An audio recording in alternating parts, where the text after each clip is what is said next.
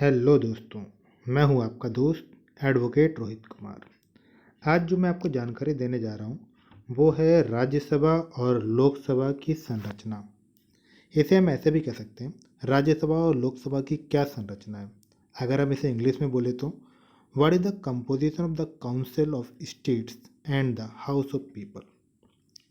ठीक है, तो आइए इसके साथ ही हम शुरू करते हैं।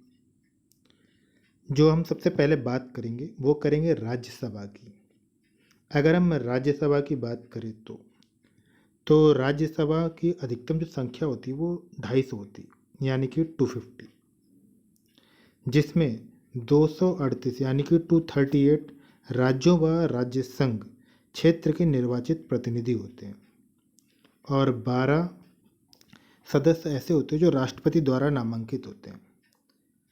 जिन्हें राष्ट्रपति नामांकित करता है 12 सदस्य, वो किसी साहित्य, विषय, कला तथा सामाजिक सेवा के क्षेत्र में विशिष्ट ज्ञान रखने वाले होते हैं। अच्छा, इसके साथ साथ मैं आपको एक चीज़ और बता देता हूँ कि जो राष्ट्रपति द्वारा नामांकित 12 सदस्य होते हैं, ये राष्ट्रपति के निर्वाचन में भाग नहीं ले सकते। ठीक है, चलिए इसके आगे देखते हैं। इसके आगे हम देखते हैं कि राज्यसभा के सदस्यों का निर्वाचन। अगर इस पे बात करें तो राज्यसभा के सदस्यों का निर्वाचन राज्य की विधानसभाओं के निर्वाचित सदस्यों द्वारा अनुपातिक प्रतिनिधित्व पद्धति के अनुसार एकल संक्रमणीय मत द्वारा होता है। ये देखिए, तीनों चीज़ें यहाँ पे लिखी हुई हैं। ठीक है, चलिए इसके आगे का पॉइंट देखें।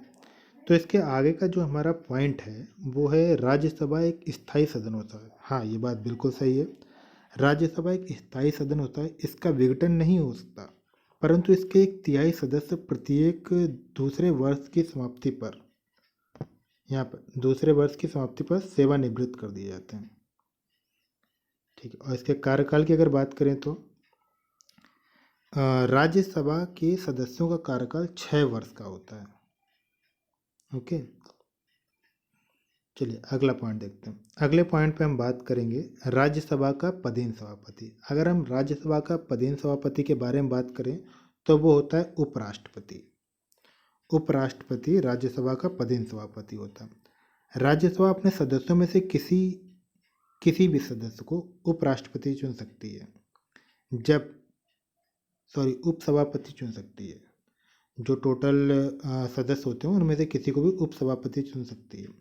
जब उपराष्ट्रपति राष्ट्रपति के रूप में कार्य करता है तब उपसभापति जो सभापति होता है उसकी जगह पे कार्य करता है। समझ रहे हैं ना?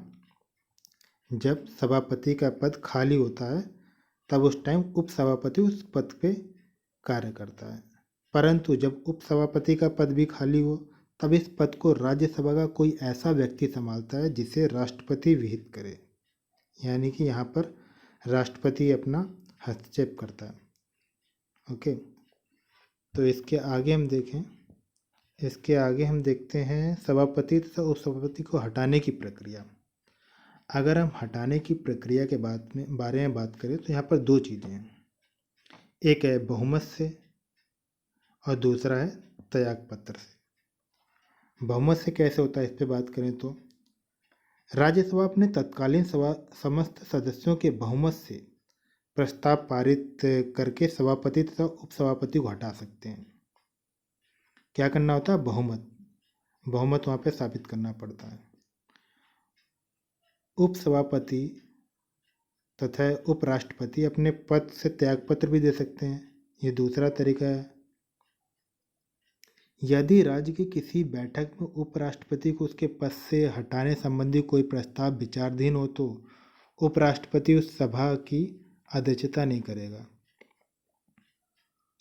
अगर मान लीजिए उपराष्ट्रपति को हटाने के लिए कोई भी प्रस्ताव विचाराधीन रहता है, यानी कि उस पर विचार चल रहा है, तो फिर उपराष्ट्रपति उस पर कोई भी सदस्यता नहीं करेगा। तो ये सारी चीज़ें होती हैं राज्यसभा के बारे में, इसकी जो संरचना उसके बारे में। इसके आगे हम देखते हैं लोकसभा। लोकसभा जनता की सभा मानी जाती है। इसके सदस्यों का निर्वाचन प्रत्यक्ष रूप से जनता द्वारा होता है। इसके सदस्यों की अधिकतम संख्या 550 हो सकती है या होती है, कुछ भी कह सकते हो। वैसे 550 ही होती है, जिसमें 530 सदस्य राज्य से, 20 संघ से, संघ शासित क्षेत्र जिन्हें बोलते हैं। इसके अलावा यदि राष्ट्रपति को यह संज्ञान हो कि लोकसभा में एंग्लो इंडियन समाज को पर्याप्त प्रतिनिधित्व नहीं मिल पाया, तो वह अनुच्छेद 331, याद रखना, अनुच्छेद 331 के अधीन एंग्लो इंडियन सदस्य को नामांकित कर सकता है।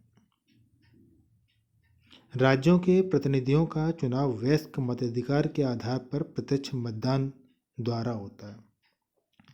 तो ये दोनों की संरचनाओं के बारे में था, राज्यसभा और लोकसभा की। तो मुझे लगता है आपको अच्छा लगा होगा। इसी के साथ मैं इस वीडियो को ख़त्म करता हूँ। ओके, धन्यवाद।